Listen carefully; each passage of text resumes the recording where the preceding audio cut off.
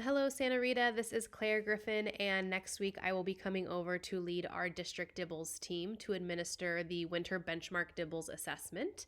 And this year, as you might know at Santa Rita, we are piloting a math benchmark and screener for students in grades kinder through 5. So I wanted to just create this little video to give you guys a little bit of information and share with you how the administration process is going to happen. So, kindergarten and first graders are going to have a portion of the test administered individually by the district DIBELS team. And then first grade through fifth grade will be administered a class-wide assessment. So, if you have students in grades 2 through 5, there are no individually administered tests. The program that we are using is called Acadience Math. It's really similar to DIBELS. It's a standardized assessment that can be used either as a universal screener or a progress monitoring tool. It includes measures for early numeracy, computation, and problem solving. So I want to share a little bit about how to administer it. So as a classroom teacher, you're going to be administering 2 measures. Again, this is for grades 1 through 5. So there's going to be a computation measure and then a concepts and applications measure. So the first measure is the computation measure, which assesses basic computation skills. You will have a copy of standardized directions that you're going to read to your entire class. Each student will have a student workbook that we're going to be delivering to your sites soon. This workbook has materials for the entire year, but for now we're just looking at that mid-benchmark or Form 2. So when you administer to your class, make sure that they skip over the first few pages. They're going to start on page 3 and it'll say Benchmark 2 or Benchmark 2 Form A at the top. So you're going to skip over Benchmark 1 Form A and Benchmark 1 Form B. Please have them write their names, their first and last names on the workbook along with your name, their teacher name, and then you don't need to worry about any of the other information. So again, you're going to be provided a script with what to say.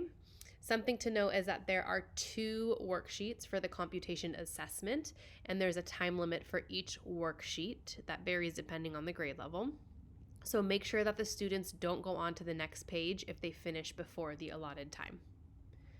The second measure that you're going to give is the concepts and applications measures, and this measures math concepts and vocabulary and how students apply that knowledge to solve math problems. Again, you're going to have a copy of standardized directions that you're going to read out loud. Similar to the previous subtest, the students will have their own notebooks. These are going to be separate from the ones that they are using in the computation measure.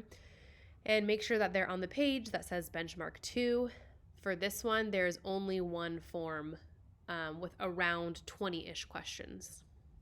So let's talk a little bit about timing. So it varies depending on grade level, but the computation subtest has 2 worksheets per grade level, and then concept and administration just has 1 measure. So if you're in first grade, your administration time for both measures is going to be 4 minutes. There's actually not a concepts and administration subtest for first grade. In second grade, your total administration time is 9 minutes. Third grade, 18 minutes, and fourth grade, 20 minutes, and then fifth grade is 26 minutes. You can administer them on the same day. You can administer them on different days. It doesn't really matter, just as long as you get them in before Tuesday of next week.